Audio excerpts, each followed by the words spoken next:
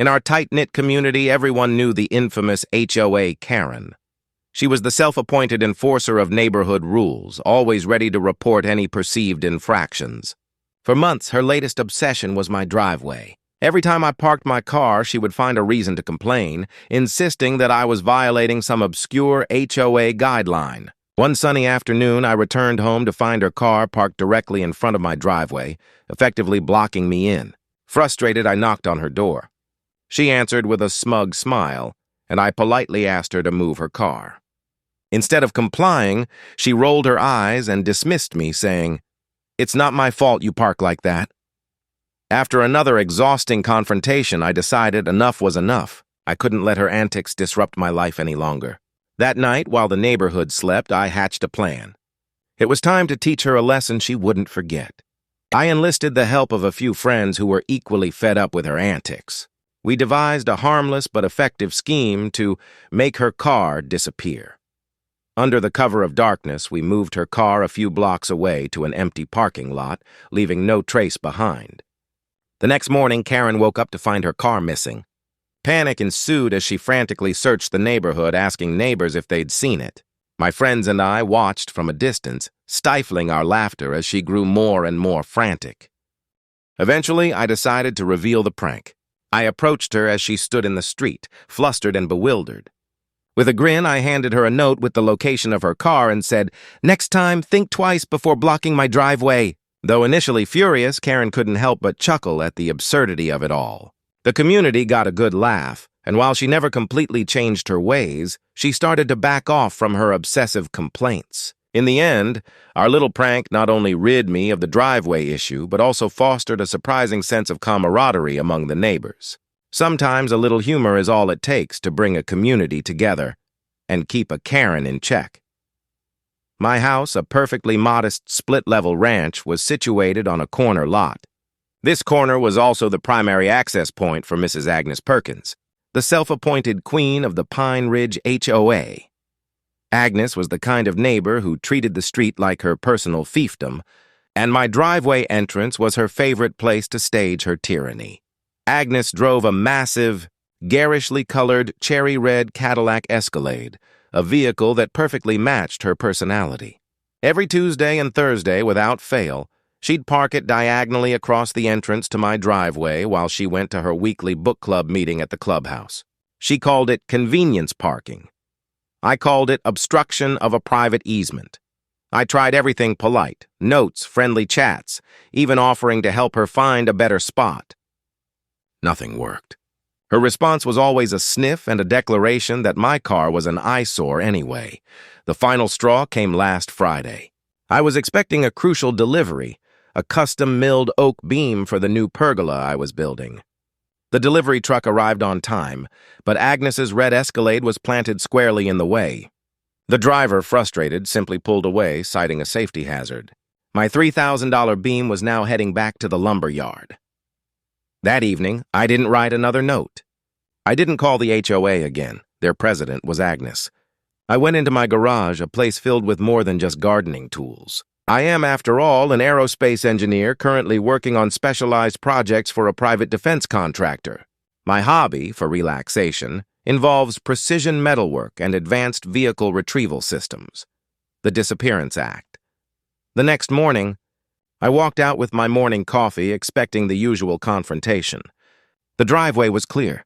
Agnes's spot was empty. A surge of pure, unadulterated hope hit me. Had she finally seen the light? I walked toward the street corner, looking up and down. No Escalade. Just then, Agnes burst out of her house, clutching her phone. She marched across her perfect lawn, her face already contorted in outrage. "You!" she screamed, pointing her manicured finger at me. "Where is it?" "Where is what, Agnes?" I asked innocently. "My motivation to finally finish my pergola?" "My Cadillac! My red Escalade. It was right here last night. You wouldn't dare." "Dare what, Agnes?"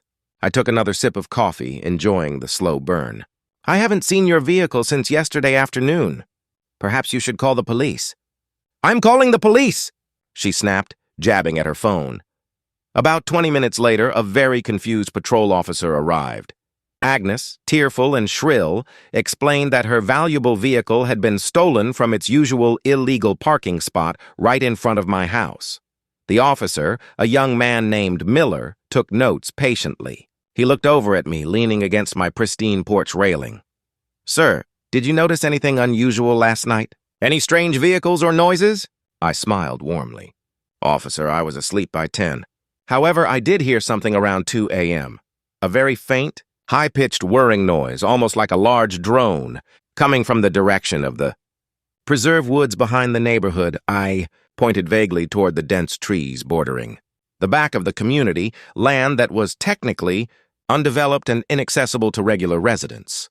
"Mrs. Perkins," I continued, looking at Agnes, "your car is quite large. If someone were to steal it, they'd need heavy equipment or a tow truck, which would make noise. A faint whirring suggests something highly specialized and quiet, perhaps something the police wouldn't typically look for. You know, like a heavy-duty autonomous retrieval system operating on private land?"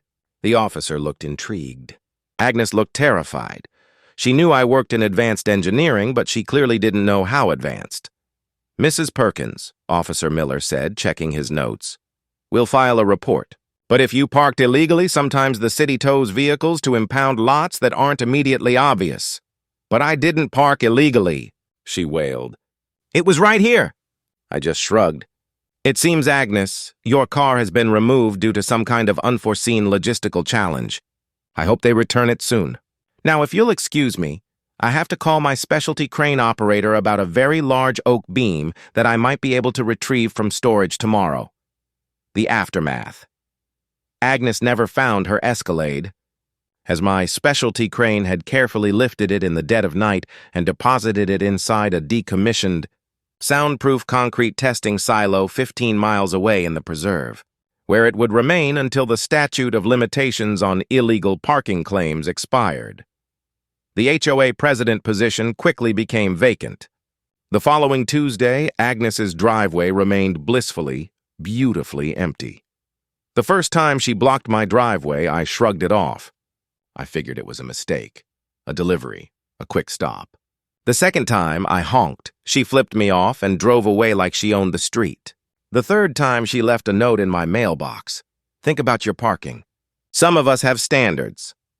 The signature read, "Karen, HOA enforcement." That's how it started. Karen, mid-50s, perfect hair, smile that could freeze milk, and a badgeless, self-appointed authority that the whole neighborhood had learned to fear. If you've lived in a community with a petty HOA person, you know the look. Righteous indignation wrapped up in pressed slacks and a clipboard. Karen had a way of making small things feel like criminal conspiracies. I'm not confrontational by nature. I like my coffee, my yard, and my driveway. But after the fifth time in as many weeks that she strategically blocked me in, one wheel over my curb, the bumper inches from my gate, something in me snapped. "Call the HOA, my neighbor Jenna said, watching from her porch. "Report her." I tried. I filed complaints. I printed photos, time-stamped them, sent emails, left voicemails. The HOA board answered with form letters about neighborly conduct and mutual respect, then promptly ignored me. Karen sent back a passive-aggressive note about community aesthetics. Her car kept showing up where it hurt the most, right in front of my gate, every Saturday when my kids were supposed to practice soccer in the driveway. The thing about small power tyrants is they test boundaries, and when boundaries fail, you get creative. I'm not proud of every one of my choices in the next few weeks, but I stuck to 2 rules. A, I wouldn't hurt anyone, and B, I wouldn't break the law. What I did was meticulous, slow, and, to Karen's horror, boringly legal. Step 1. Evidence. I set up a cheap motion-activated camera by the gate and another on my porch. I logged every incident: time, date, license plate, direction of travel. I recorded her license plate 3 times. I printed the images and put them in a binder with sticky tabs like evidence in a courtroom drama. I started posting polite but visible signs: private driveway, parking by permit only, and violators will be towed.